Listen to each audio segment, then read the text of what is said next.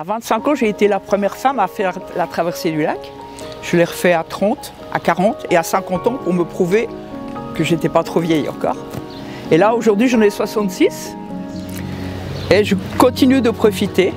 Et entre deux, il y a 2 ans, j'ai eu la chance de rencontrer Giorgio. Et grâce à lui, il m'a fait une réduction mammaire.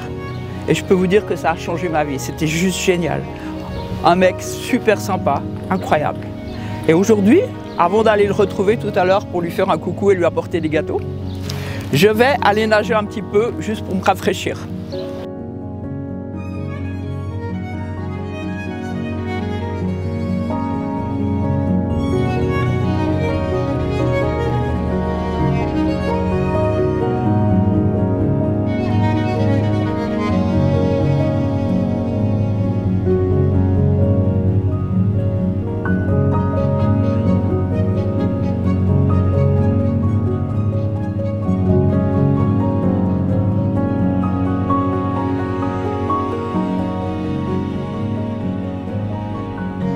Je viens d'aller dans le lac, hein. J'ai fait 35 minutes, l'eau elle avait 10 degrés, Oula. Mais il y avait du soleil, donc c'était bien. Et j'avais tellement envie de venir te dire merci, parce que ma vie a changé grâce à toi, grâce à Hamza. Et du coup, voilà. Et puis, comme je sais que tu as un petit défaut, merci. Je t'ai apporté des ploufies. Merci beaucoup, c'est trop gentil. Non, c'est vrai que ça a changé ma vie, quoi. Et la première fois qu'on m'a proposé de venir chez toi, j'étais là, mais attends, moi je suis sportif, je vais aller dans un cabinet comme ça, il y aura que des baronnes, des duchesses, et puis moi, moi la petite sportive au milieu, je vais vraiment avoir l'air un peu bizarre, quoi.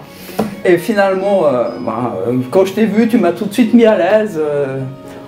On a tout de suite eu un super contact et franchement, je suis très content. Merci beaucoup pour tout, quoi. Merci à toi. Ça fait combien de temps qu'on a fait cette opération? Oh, écoute, je sais plus. On a peut-être 2 ans bientôt. 2 ans, je crois. Pas plus peut-être. Ouais. Et comment tu te sens?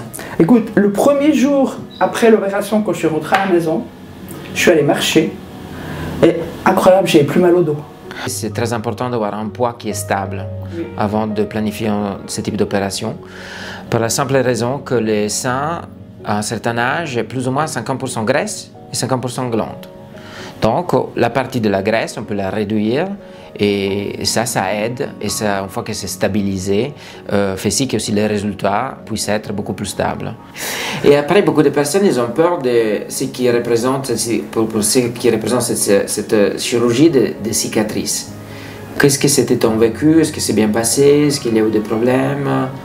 Alors, comme j'ai eu beaucoup d'opérations entre les genoux et le dos, je savais déjà que je cicatrisais bien.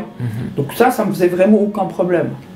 Mais peut-être que l'inconvénient d'avoir une cicatrice comme ça, il était tellement moindre par rapport au bienfait d'avoir ces kilos en plus. Franchement, pour moi, ça posait aucun problème, quoi.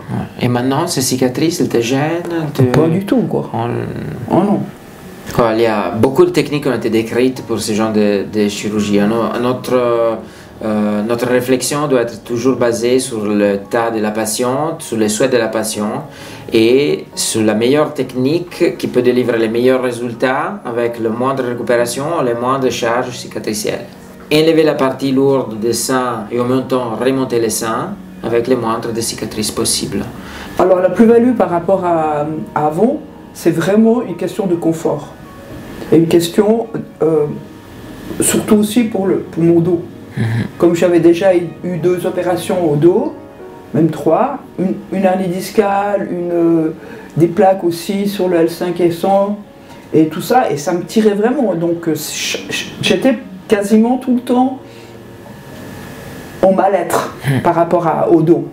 Et puis je me suis dit, mais c'est bon, je fais de la natation, je ne devrais pas avoir mal au dos et tout ça. Et puis quand on en a discuté, tu m'as dit, bah oui, hein. C'est comme si tu portes 2 bouteilles d'1,5 litre seulement par le cou, au bout de plusieurs jours, hein, c'est clair que ça fatigue, quoi. Donc c'est vraiment pour ça que ça m'a beaucoup aidé, quoi.